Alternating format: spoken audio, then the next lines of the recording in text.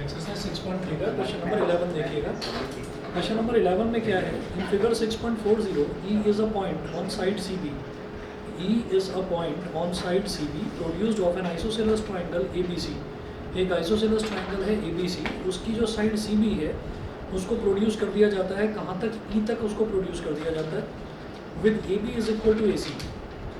If AD is perpendicular on BC and EF is perpendicular on AC, prove that triangle ABD is similar to triangle ECF. तो अब यहाँ पर दे रखा है in figure 6.40, यानी कि फिगर दे रखी है तो मुझे वो फिगर बना लेनी है और उसके हिसाब से आगे बढ़ना है। तो देखिएगा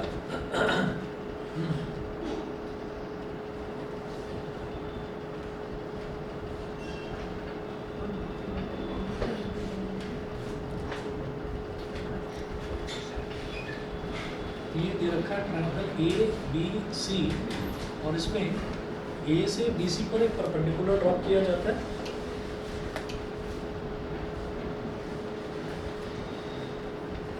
इस पॉइंट को बोल दिया D, ठीक है, इस पॉइंट को बोल दिया D और B को आगे एक्सटेंड करा जाता है पॉइंट E तक।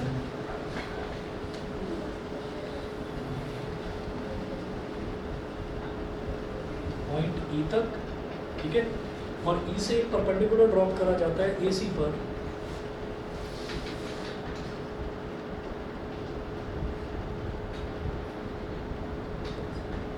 और ये पॉइंट है F।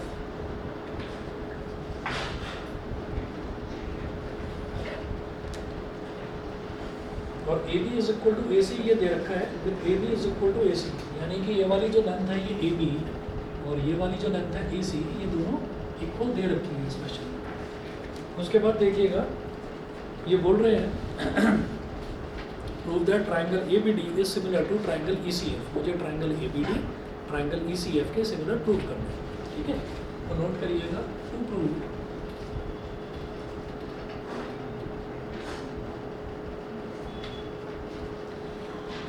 Triangle ABD is similar to triangle ECF।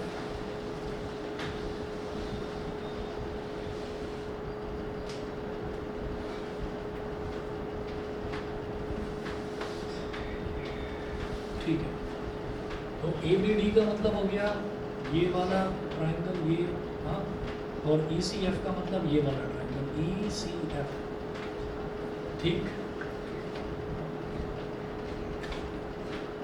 तो यहाँ पर हम नोट करेंगे, ऐसे लिख लीजिएगा, in triangle ABD and triangle ECF। Triangle ABD और ट्रायंगल ECF, ये आपको दो ट्रायंगल दे रखे हैं। इन दो ट्रायंगल्स में हमको एक चीज़ नज़र आती है कि ये वाला जो ट्रायंगल है ना ABD, इसमें एक 90 डिग्री का एंगल है। इसी तरह से ECF, इसमें भी ट्रायंगल में 90 डिग्री का एंगल बन रहा है, ठीक है। तो दो एंगल तो हमारे वो इक्वल हो जाएंगे जो 90 डिग्री वाले हो गए। तो हम लिखेंगे एंगल ADB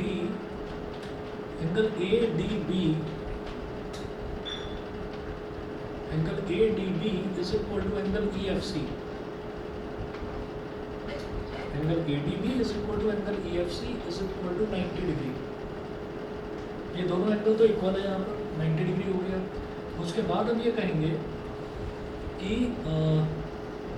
एंगल ABD मतलब ये वाला एंगल और एंगल ECF मतलब ये वाला एंगल, ये भी दोनों इक्वल होंगे। Angle ABD is equal to angle ECF, ठीक है। रीजन में लिखिएगा because it is given that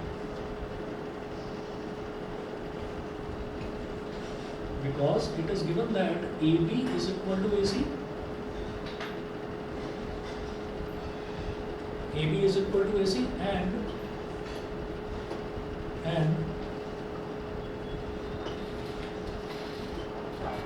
angles opposite to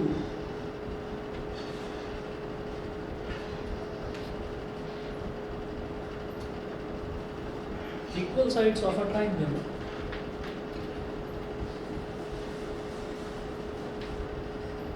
are equal। किसी भी ट्रायंगल में अगर कोई भी दो साइड्स इक्वल दे रखी हैं तो उसके अपोजिट वाले जो एंगल्स हैं वो भी इक्वल हो गए।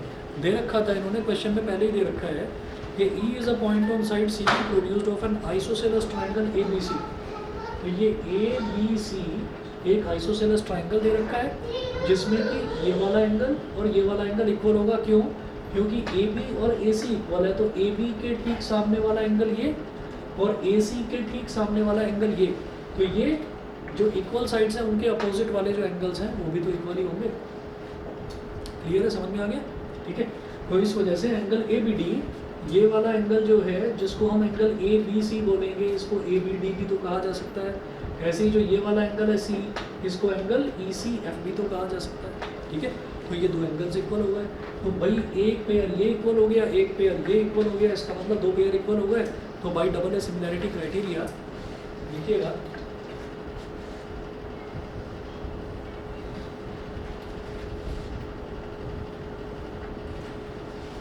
therefore by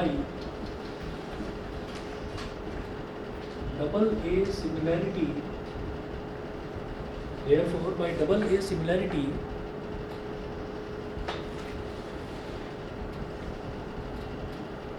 A similarity criteria, ये जो दो ट्राइंगल हैं ये सिमिलर हो गए। ठीक है।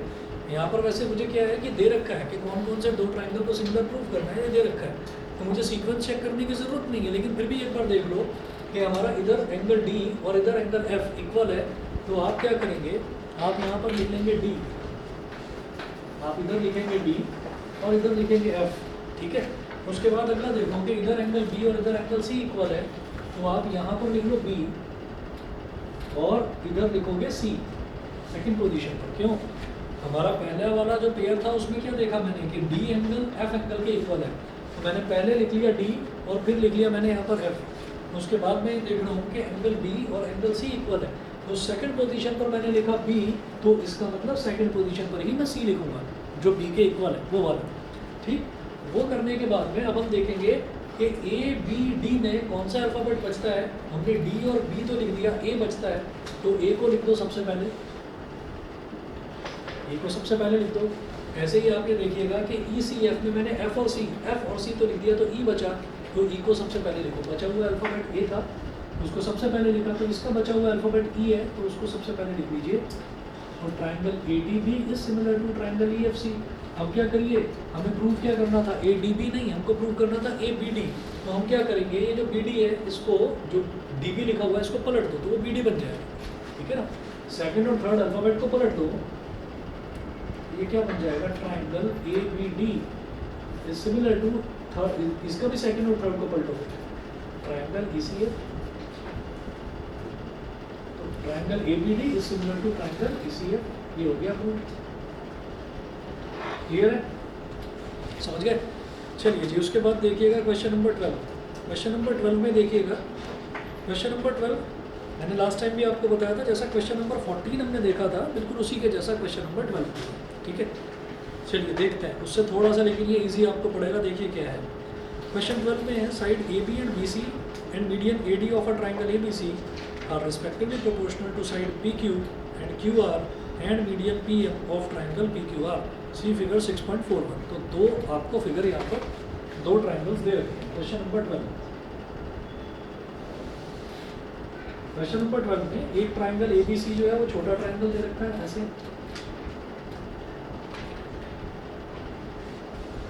और एक बड़ा ट्राइंगल दे रखा है पी क्यू आर।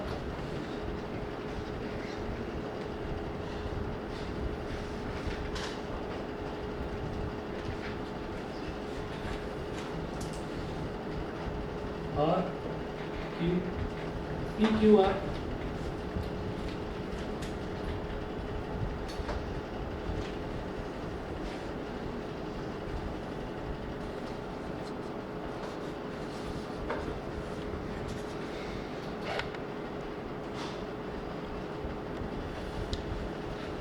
ठीक है। तो ये ट्राइंगल है ए बी सी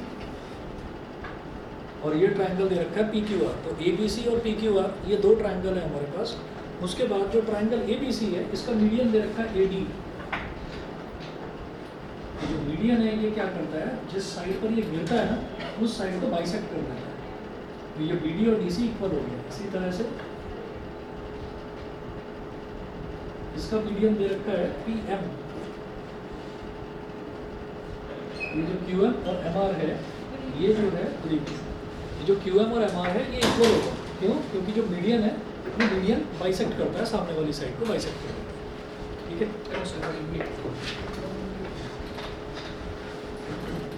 तो एक ट्रायंगल ये हो गया और एक ट्रायंगल ये हो गया।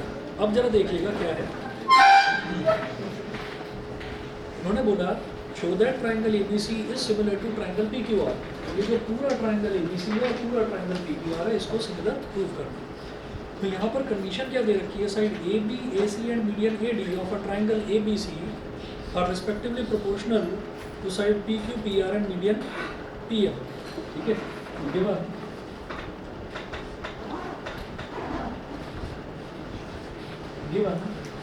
AB PQ, AB upon PQ, AB upon PQ, और दूसरा क्या दिया है BC और QR। ठीक है, तो BC अपॉन QR, और तीसरा क्या दे रखा है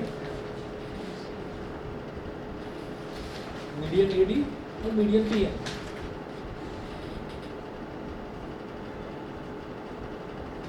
तो ये जो तीनों रेशो हैं ये हमको इक्वल दे रखे हैं इस क्वेश्चन में। मुझे ये पूरा बड़ा ट्रायंगल ABC और ये पूरा बड़ा ट्रायंगल PQR सिमिलर प्रूव करना है। ठीक है, देखिए कैसे कर सकते हैं इसको। हमें ये दे रखा है कि ये AB upon PQ, BC upon QR is equal to AD upon PM, ये दे रखा है। तो आप ये देखिए ये जो BC लिखा हुआ है ना, क्योंकि क्या है कि AD मीडियन है, जब AD मीडियन है तो ये इसको बराबर बराबर डिवाइड करेगा। इसका मतलब BD और DC दोनों के दोनों इक्वल हैं। तो अगर मैं BC का हाफ कर दूं, आधा कर दूं, तो वो BD बन जाएगा।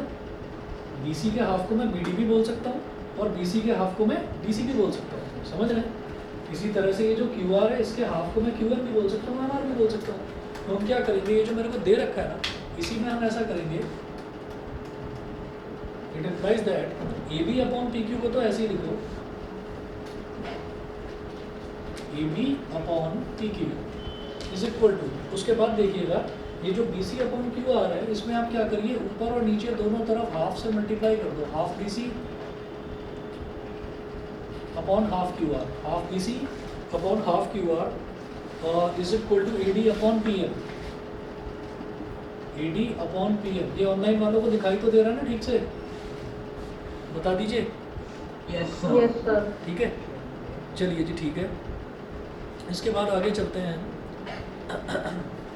ये AB अपॉन PQ ऐसे ही रहने दो, AB upon PQ is equal to, फिर आप ये देखिए हाफ BC लिखा हुआ है, मैंने बस बीच वाले में क्या करा, ऊपर भी हाफ से और नीचे भी हाफ से मल्टीप्लाई कर दिया। ये जो BC है, BC का हाफ क्या हो जाएगा BD, मैंने यहाँ लिख दिया BD।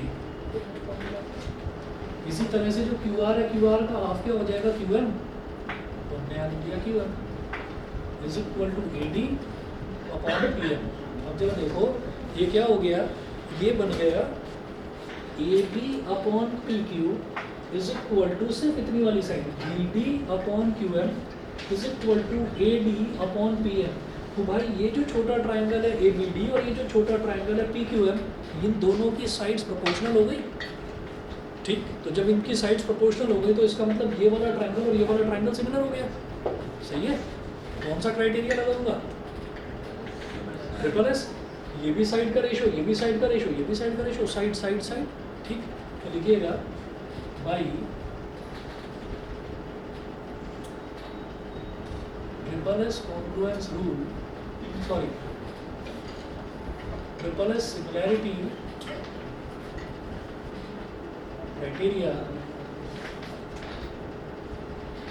by triple S similarity criteria और triangle ABD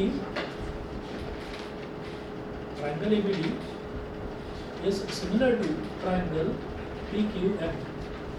मुझे ये नहीं करना था, मुझे क्या करना था, मुझे तो ये पूरा बड़ा ट्रायंगल इस पूरे बड़े ट्रायंगल के सिमिलर प्रूव करना था। कैसे करेंगे फिर हम ये देखिएगा, जब ये ट्रायंगल ABD ट्रायंगल PQM के सिमिलर प्रूव हो गया तो इनके कॉरस्पॉन्डिंग एंगल्स तो इक्वल हो जाएंगे। हाँ, कॉरस्पॉन्डिंग एंगल मैं ये बीच वाला एंगल ले रहा हूँ बस, ये B और इसका Q, इसका मतलब ये वाला एंगल और ये वाला एंगल इक्वल होगा। रीज़न क्या है, सेकंड प्लेस पर बी लिखा हुआ है, सेकंड प्लेस पर क्यों लिखा हुआ है, ठीक, तो कॉरस्पॉन्डिंग प्लेसेस हो गए, बराबर वाले प्लेसेस हो गए, सेम पोजीशन। तो इट इम्प्लाइज दैट जब दोनों ट्राइंगल सिमिलर हो गए, it implies that angle A B D is equal to angle P Q M. और ये जो ए बी डी है, ये जो ए बी डी एंगल है, इसको ए बी डी ना बोलकर ए बी सी बोल सकता हूँ भाई, बी डी तो आगे सी तक एक्सटेंड हो रही है, और angle A B C is equal to angle, ये जो पी क्यू एम है इसको पी क्यू एम ना बोलकर पी क्यू आर बोल सकते हैं, क्यू एम ही तो आगे आर तक एक्सटेंड हो रहा है, तो एंगल पी क्यू आर, ये हो गया angle A B C is equal to angle P Q R. And अब लिखें A B upon P Q is equal to B C upon Q R, is equal to B C upon Q R. तो A B upon P Q, ये वाली देखिए side A B upon P Q is equal to पूरी लंबी side B C और ये पूरी लंबी साइड क्यू आर, ये दे रखा है। A B upon P Q is equal to B C upon Q R, ये दे रखा है। तो और बीच का जो एंगल है ये इक्वल आ ही गया, ठीक है, A B upon P Q is equal to B C upon Q R दे रखा है, और बीच का angle A B C is equal to angle P Q R आ गया। तो साइड एंगल साइड हो गया, ठीक है, ये वाली साइड अपॉन ये वाली साइड, ये वाली साइड अपॉन ये वाली साइड, और बीच का एंगल ये वाला, तो side angle side similarity criteria, ठीक, ऊपर लिख रहा हूँ।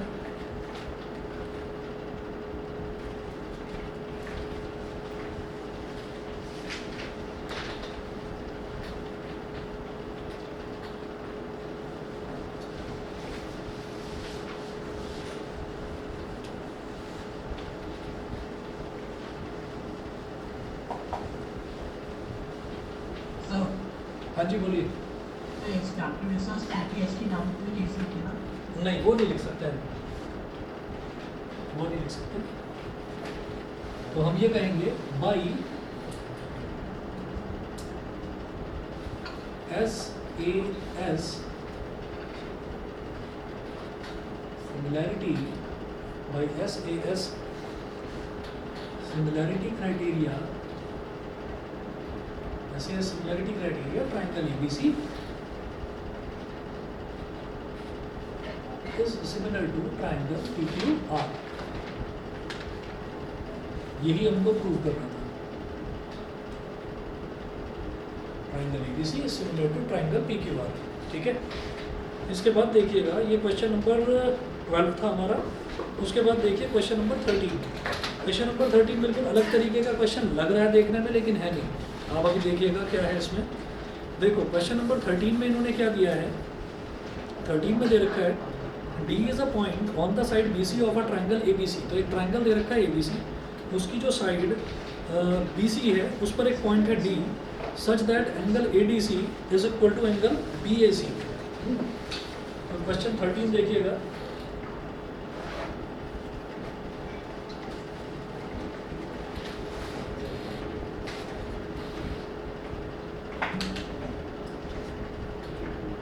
एक ट्राइंगल है ABC, इसकी जो साइड है BC, इस पर एक पॉइंट दे रखा है D। तो D is a point on the side BC of a triangle ABC such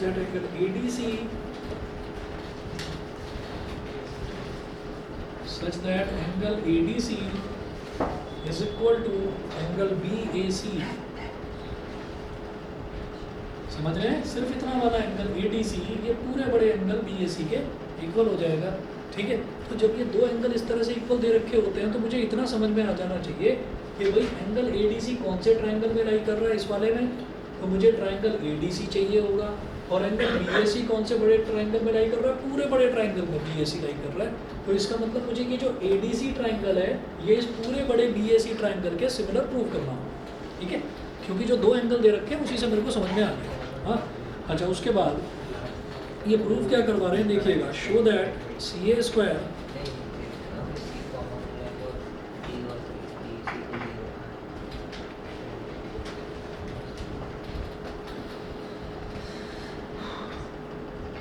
show that CA square is equal to CB into CD।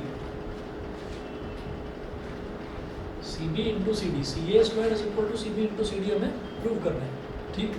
तो यहाँ पर ये नहीं दे रखा कि कौन सा ट्रायंगल कौन से ट्रायंगल के सिमिलर प्रूव करना है, ये दे नहीं रखा है। इसका मतलब सीक्वेंस अब मुझे पता होना चाहिए, नहीं तो मैं ये चीज़ प्रूव नहीं कर पाऊंगा। जैसे यहाँ पर था, यहाँ पर मुझे पहले से बता रखा था भाई ए बी सी और पी क्यू आर को सिमिलर प्रूव करना है, समझ रहे हैं। तो मैंने सीक्वेंस पर ध्यान ही नहीं दिया, मैंने कहा ठीक है, मैंने ये वाली साइड अपॉन ये वाली साइड ले ली, ये वाली साइड अपॉन ये वाली साइड और बीच का एंगल ले लिया। मैंने कहा सीक्वेंस छोड़ो, जब दे ही रखा है कि ए बी सी और पी क्यू आर को सिमिलर प्रूव करना है तो लिखो A B C similar to P Q R. यहाँ नहीं दे रखा कि कौन सा ट्रायंगल किसके सिमिलर प्रूव करना है, मतलब प्रॉपर सीक्वेंस नहीं दे रखा, तो वो मुझे पता होना चाहिए। अब देखिए कैसे करेंगे हम लिखेंगे in triangle A D C, in triangle A D C and triangle B A C. ये तो सबसे पहले कहिए angle A D C, angle A D C is equal to angle B A C. Bracket में लिखिएगा बेटा given, ये हमको दे रखा है पहली चीज। उसके बाद आप ये देखेंगे कि ये जो एंगल सी है ना, ये वाला एंगल, ये इस छोटे ट्रायंगल में भी लाई कर रहा है और इस बड़े ट्रायंगल में भी लाई कर रहा है, तो कॉमन एंगल हो गया। तो आप कहेंगे angle A C D is equal to angle A C B. Reason में लिखिएगा कॉमन एंगल, ये कॉमन एंगल हो गया ए सी डी और ए सी बी, ठीक है। ये करने के बाद में दो एंगल आ गए ना एक पर, बहुत है, डबल है सिमिलैरिटी क्राइटेरिया। तो लिखिएगा बाई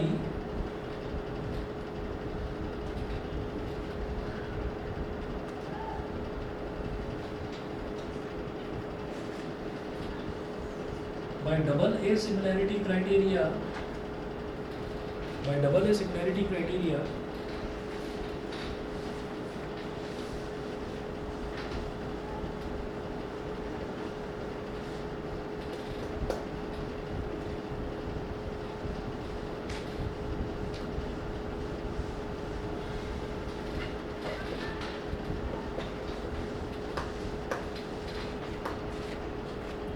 देख लीजिए हमने दो एंगल लिए हैं ना, तो इसमें कौन सा एंगल लिया डी और इसमें कौन सा एंगल लिया ए। तो यहाँ लिखो डी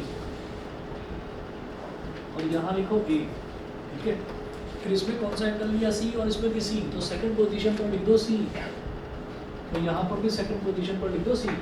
उसके बाद देखिए कौन सा अल्फ़ाबेट बचा, ट्रायंगल ए डी सी में आपने डी और सी लिख दिया, अल्फ़ाबेट ए बचा, तो आपकी मर्जी है, ए को चाहे सबसे पहले लिख दो चाहे बाद में लिख दो, वो आपकी मर्जी है, बाद में लिख दो।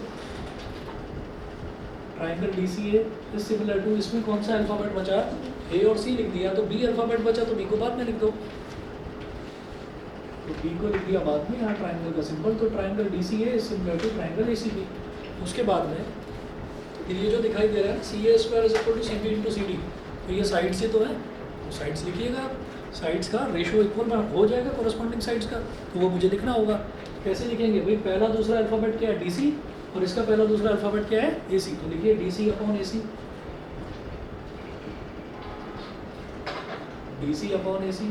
फिर इसका दूसरा तीसरा अल्फ़ाबेट देखिए बेटा क्या है सी ए और इसका दूसरा तीसरा अल्फ़ाबेट क्या है सी बी।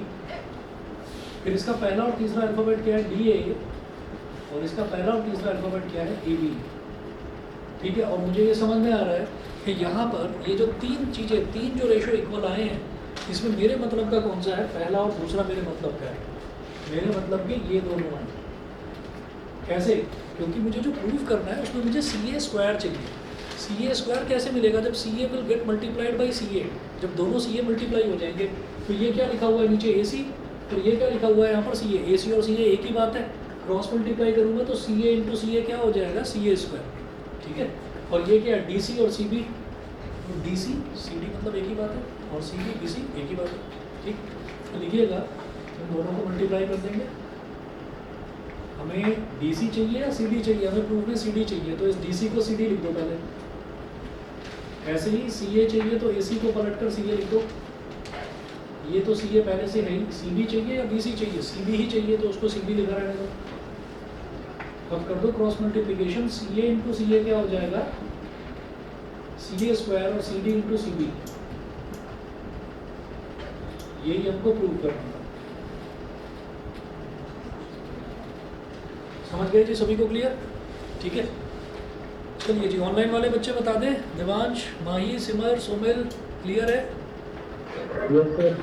ठीक है विधि, आकाश, यस सर। चलिए ठीक है आगे चलता हूँ फिर मैं। अगला देखेंगे हम क्वेश्चन, ये क्वेश्चन नंबर 11 हो गया, 12 हो गया, 13 हो गया, उसके बाद 14 हमने लास्ट क्लास में करा था। क्वेश्चन नंबर 15 देखते हैं एक बार। क्लियर है? हाँ पानी है नहीं, डिस्ट्रीब्यूशन चल रहा था अभी, पानी का डिस्ट्रीब्यूशन चल रहा था, खत्म हो गया। ठंडा साइकिल थोड़ा चलिए 1 मिनट में अभी आता हूँ जरा। ये क्वेश्चन देखिए, क्वेश्चन नंबर 15 आप लोग पढ़िए, मैं आता हूँ। तो ट्राइंगल्स में ना वैसे जैसे एरिया वाला जो है, एरिया रेशो वाला वो भी नहीं है, पाइथागोरस वाला हमारे में तो बना दिया। तुम्हारे में पता नहीं हमारे क्या सर कह रहे हैं कि उसके प्रूफ देंगे, क्वेश्चन देंगे इसके।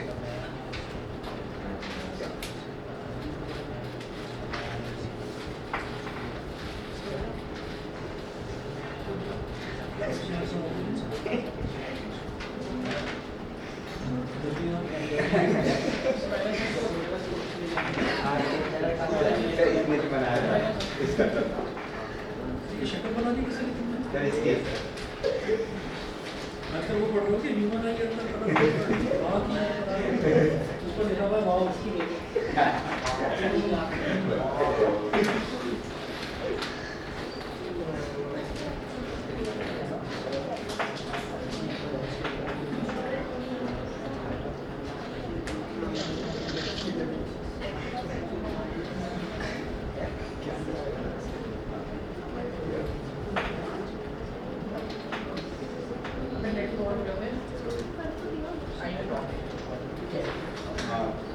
अच्छा चलो क्या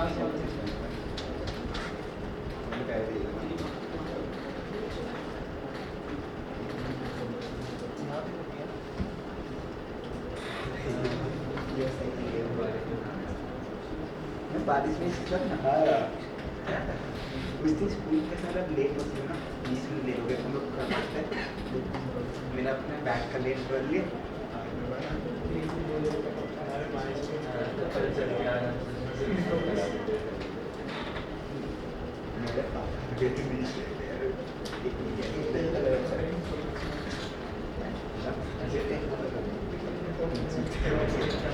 बोला कि इसलिए ठीक हो गया।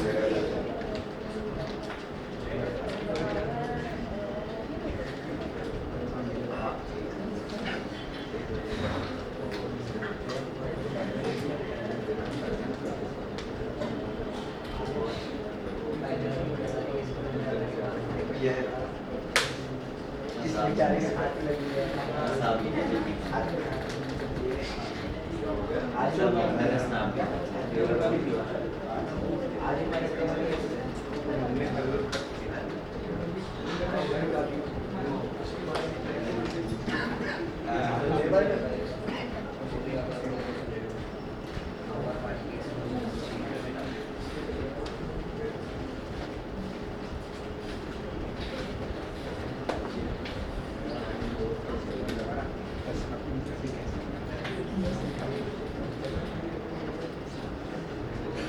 चलिए जी अगला देखते हैं।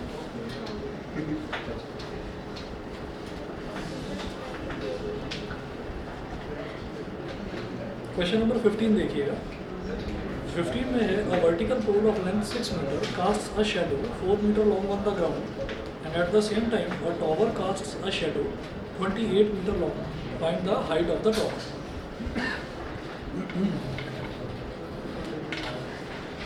चलिए जी ये वाला देखिएगा क्वेश्चन नंबर 15। तो 15 में आप ये देखिएगा कि इसके बारे में दो चीज़ें बोली हैं, एक तो पोल है और एक टॉवर है।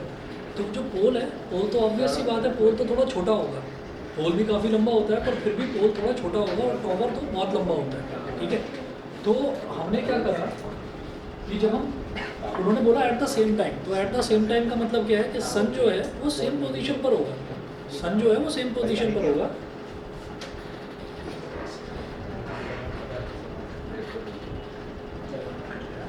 दोस्तों पानी पी लेंगे तो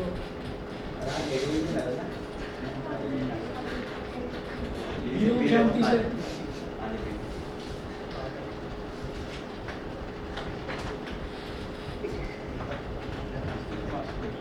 अगर पानी गिर गया ना यहाँ पे कोई बताऊंगा मैं। ये भी है, अब मेरे हाथ में नहीं है। सर कैसे मोबाइल वाले को जाने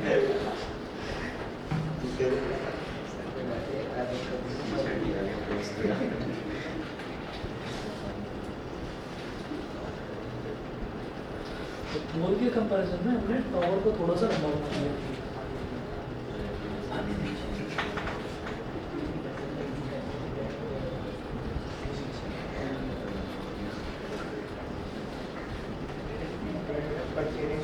ए बी सी और इसको बोल दो पी क्यू आर। देखिए जो सन है ना, सन तो वैसे एक ही होता है, मैंने दो अलग अलग क्यों बनाए हैं? क्योंकि एट द सेम टाइम की बात कर रहे हैं तो sun will be at the same angle of inclination. ठीक है, इंक्लिनेशन वाला एंगल सेम बनेगा। देखिए जब ये 90 डिग्री वाला एंगल है, ये 90 डिग्री है, इसको मैंने बोल दिया पोल और इसको पी क्यू को हमने बोल दिया टॉवर। ठीक है,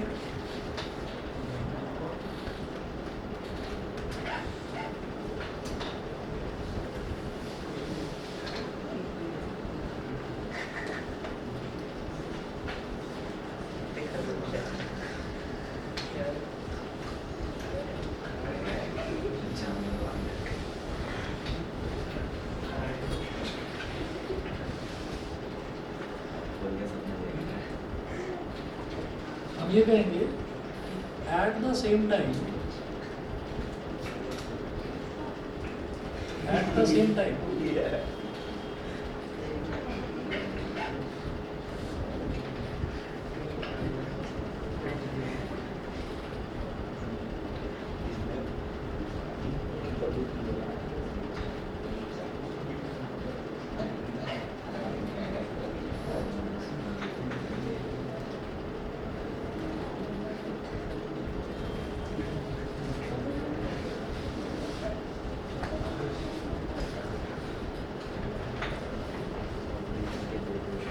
एंगल ऑफ एलिवेशन क्या होता है कि अगर हम ग्राउंड के किसी पॉइंट से, जैसे मान लीजिए एक पॉइंट है, हम सन के बिल्कुल नीचे खड़े हुए हैं, तो वहाँ से अगर हम बिल्कुल ऊपर देखेंगे तो सन बिल्कुल ओवरहेड होगा ही होगा।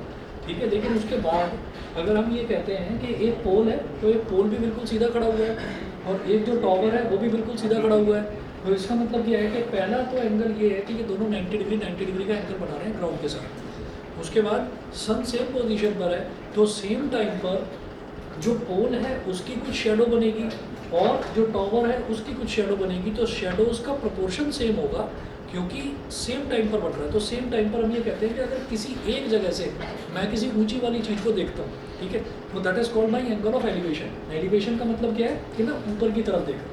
अगर हम ऊपर से किसी नीचे वाली चीज़ को देखते हैं तो that is called angle of declination या फिर डिप्रेशन, एंगल ऑफ डिप्रेशन भी बोल देते हैं उसको।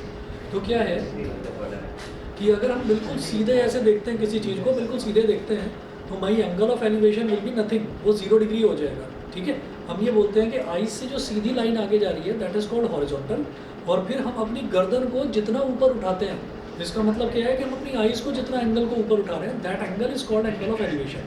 ठीक है, तो अगर सेम टाइम की बात करी जाएगी पोल का, टॉवर का, ये जो क्वेश्चन आएंगे, या आपने एक क्वेश्चन देखा था जिसमें एक पोल के पास एक गर्ल खड़ी हुई थी और वो थोड़ी दूर चलती है, ठीक है, तो वो जो एंगल बनाते हैं तो वो एंगल दोनों के दोनों सेम बनाएंगे। वहाँ पर कॉमन एंगल था, यहाँ पर हम बोलेंगे कि एंगल ऑफ एलिवेशन ये सेम है। हम एंगल ऑफ एलिवेशन आपके लिए नया टर्म होगा, लेकिन एप्लीकेशंस ऑफ ट्रिग्नोमेट्री में करेंगे। एंगल्स ऑफ एलिवेशन वो करेंगे, हमारे सिलेबस में है। तो ये वाला जो एंगल है, ये वाला एंगल और ये वाला एंगल इक्वल होगा, क्योंकि यही तो है जो सन को ऐसे थोड़ा सा ऊपर उठकर देख रहा है। हम इस पॉइंट पर खड़े होंगे तभी तो हम ऐसे देखेंगे सन को। हाँ, एंगल ऑफ एलिवेशन इस पॉइंट पर बनेगा, एंगल ऑफ एलिवेशन ऐसे ही इस ट्रायंगल में इस पॉइंट पर बनेगा। समझ में आ गया? ठीक है, तो हम ये कहेंगे कि एंगल ABC, यहाँ पर पहले लिखा है the angle of elevation of the sun from the ground will be equal, ठीक, दैट इज एंगल ACB, कोई आवाज़ ना है please, angle ACB is equal to angle PRQ। तो ये हमने एंगल ऑफ एलिवेशन यहाँ पर हो गया, लिख दीजिए ब्रैकेट में चाहे तो एंगल ऑफ एलिवेशन। उसके बाद दूसरा आप कहेंगे angle ABC is equal to angle P Q R, और दोनों ही एंगल 90 डिग्री के इक्वल है, इज इक्वल टू 90 डिग्री, दोनों एंगल 90 डिग्री के इक्वल हो गए। दो एंगल इक्वल आ गए ना दो ट्राइंगल में, तो हो गया डबल ए सिमिलैरिटी क्राइटेरिया। तो लिखिएगा बाई डबल ए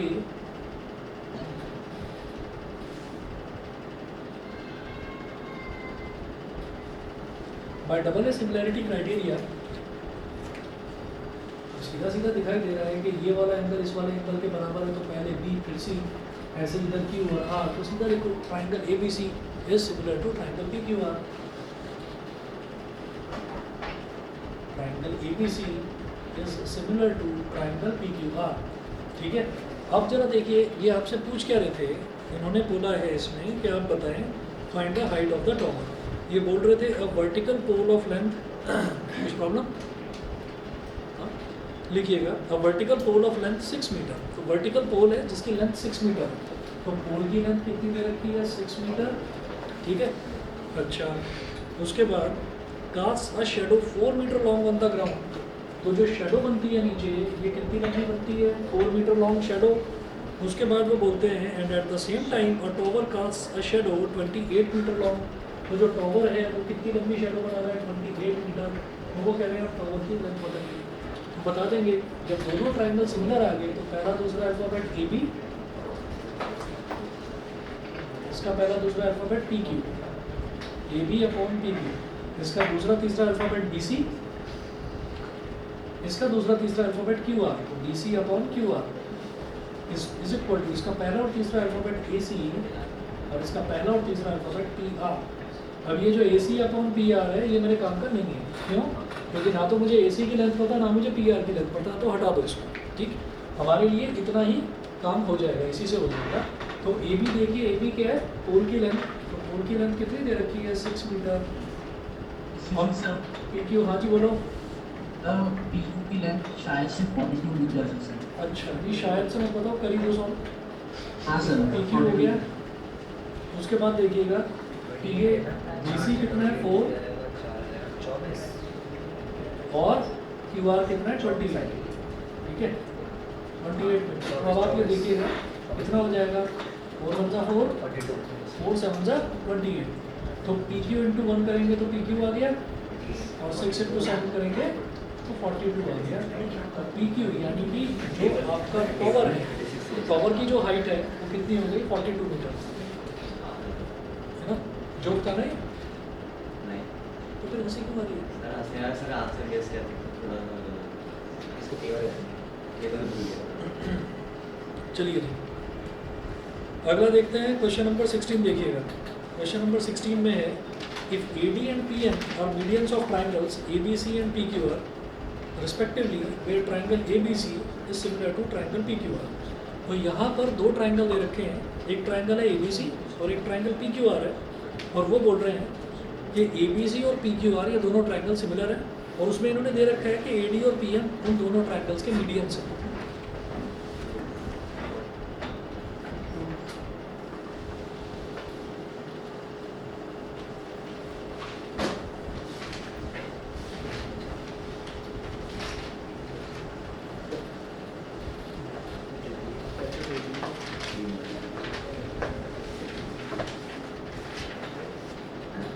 चलो जी, अब इसमें क्या है कि A D and P M are medians of triangle A B C and P Q R where triangle A B C is similar to triangle P Q R. तो दो triangle दे रखे हैं,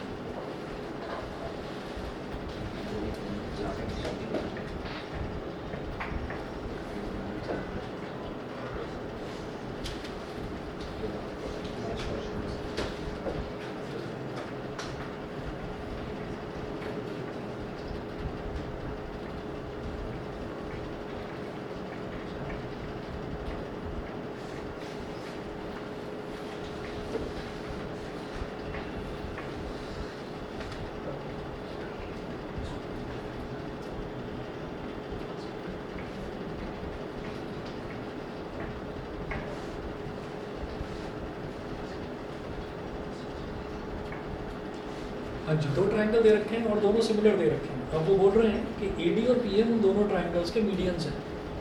तो ये जो ट्राइंगल है इसका मीडियन के डी है, तो AD क्या करेगा, BC को बराबर बराबर डिवाइड करेगा, बाइसेक्ट कर देगा। ऐसे ही ये जो PQR है इसका मीडियन PM है, ये जो QL है और ये जो MR है ये भी आपस में ऐसे इक्वल होंगे। अब जरा देखिएगा, triangle ABC is similar to triangle PQR, prove that AB upon PQ is equal to AD upon PM.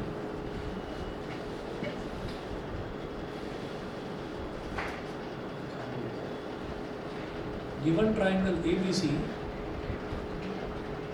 is similar to triangle PQR, तो triangle ABC और triangle PQR ये सिमिलर दे रखे हैं।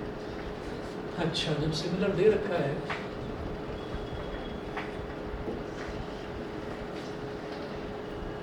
इट इम्प्लाइज दैट ABC पूरा बड़ा triangle PQR ये similar दे रखा है। इसका मतलब पहला दूसरा अल्फाबेट AB,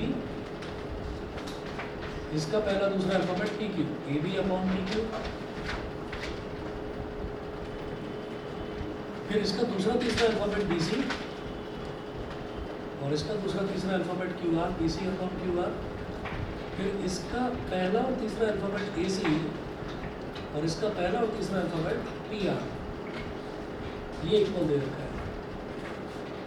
एंड ये जो बीच वाला एंगल है, ये वाला एंगल और ये वाला एंगल कॉरस्पॉन्डिंग, वैसे तो सारे एंगल इक्वल होंगे और मैं सिर्फ इस वाले और इस वाले एंगल को ले लूँगा। मैंने लिखा angle ABC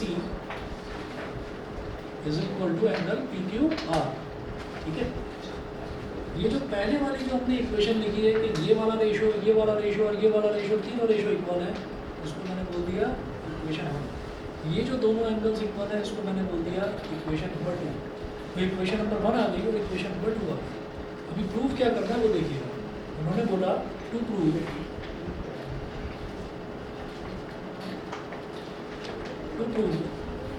AB upon PQ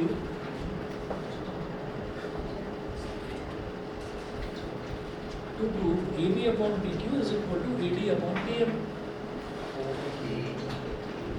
है ना। तो क्या चीज़ आती है दिमाग में कि भाई AB upon PQ is equal to AD upon PM, ये प्रूव करना है।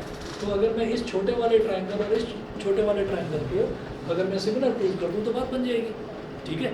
तो इसी वजह से हमने ये वाला एंगल और ये वाला एंगल हमने इक्वल ले लिया था पहले, इसको मैंने इक्वेशन नंबर 2 का नाम दे दिया। अब क्या करेंगे, लिखिएगा फ्रॉम इक्वेशन 1, लिखिएगा from equation 1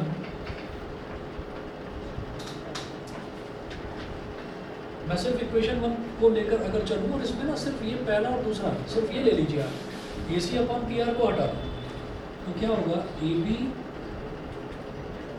upon PQ is equal to BC upon QR, ये हो गया। और जो BC है ना, BC का हाफ से ऊपर मल्टीप्लाई कर दो, ऐसे QR को हाफ से नीचे, हाफ से ऊपर मल्टीप्लाई, हाफ से नीचे मल्टीप्लाई। क्यों करा ऐसा, हम जानते हैं ना BC का हाफ BD हो जाएगा, ऐसे ही हम जानते हैं कि QR का हाफ QM हो जाएगा। और दिमाग में आप ये लेकर चल रहे हैं कि मुझे ये वाला ट्राइंगल इस वाले ट्राइंगल के सिमिलर प्रूव करना है, तो मुझे BD और QM चाहिए, इसलिए मैंने हाफ से ऊपर नीचे मल्टीप्लाई कर दिया।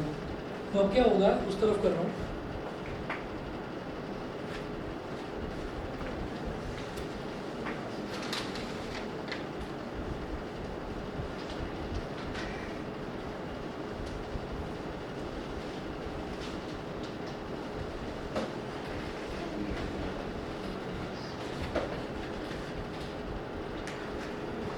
AB अपॉन PQ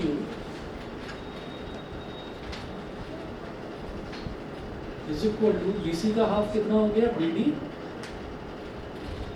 और ऐसे QR का हाफ कितना हो गया QL, ठीक है।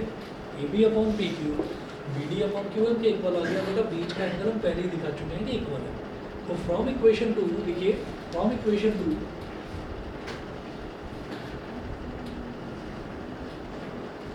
from equation 2 angle ABC is equal to angle PQR, angle ABC is equal to angle PQR।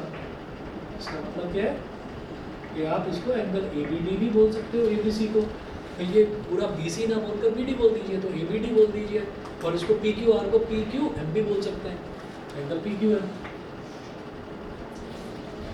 तो अब मुझे ये दिखाई दे गया कि भाई ये वाली साइड अपॉन ये वाली साइड BD अपॉन QM और बीच का एंगल इक्वल, तो साइड एंगल साइड, ठीक है। तो लिखिएगा by side angle side similarity, by side angle side similarity criteria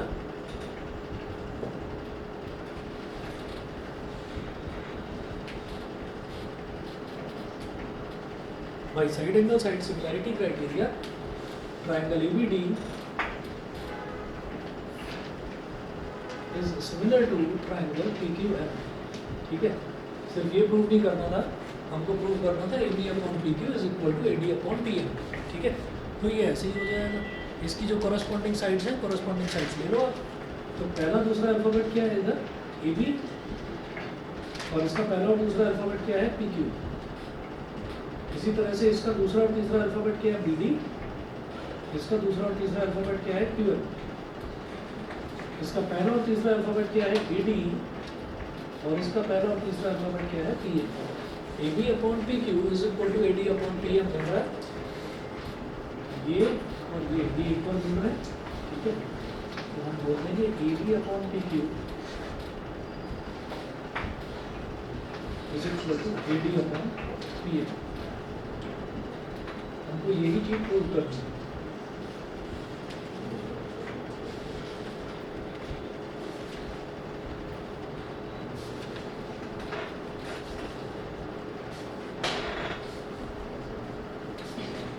ठीक है, चलिए जी। अच्छा, ये मैं एक बार दोबारा से चेक कर लूँगा कि ये जो एरियाज ऑफ सिमिलर ट्रायंगल्स है सिर्फ इसका प्रूफ होता है, ये पूरी एक्सरसाइज होती है। कई स्कूल्स में करवाया नहीं, कई स्कूल्स में करवाया नहीं। और बाकी आप लोगों को क्या देखना है कि ये जो सिमिलैरिटी क्राइटेरिया हमने करे, आज थर्सडे है, आपका सैटरडे को टेस्ट ले रहा हूँ। ये दो एक्सरसाइज आपको प्रिपेयर करके आएंगे 6.2 और 6.3 ट्रायंगल्स के, ठीक है। इसमें क्या है, एक तो बेसिक प्रोपोर्शनलिटी थ्योरम, और बेसिक प्रोपोर्शनलिटी थ्योरम तो 6.2 में हो गई, और 6.3 में हो गया सिमिलैरिटी क्राइटेरिया, ठीक है। ये आपको करनी है दो एक्सरसाइज, और कोई एक क्वेश्चन जो है पूरा का पूरा पेपर आपका NCERT में से होगा, कोई एक क्वेश्चन बाहर से भी बना कर दूँगा। तो प्रैक्टिस ढंग से करके आइएगा। परसों टेस्ट है सैटरडे को, टाइम यही 8 से 9। कुछ पूछ रहे थे? नहीं? श्रेष्ठ कुछ बोल रहे थे तो? चलिए ठीक है, आज फिर इतना ही करेंगे। और पाइथागोरस और जो एरिया रेशो है ये मैं आपको कंफर्म करके बता दूँगा, होगा तो मैं करवा ही दूँगा, ठीक है। क्या हो गया? देखो तुम्हारे वाला जो है ना शॉप, वो उधर भी आ रहा है धीरे धीरे हेडफोन्स। भाई सड़क, अच्छा चलो भाई सड़क पर मत जाया करो, इसको लगा कर पीछे से कोई गाड़ी वाड़ी आ रही होगी पता नहीं चलेगा।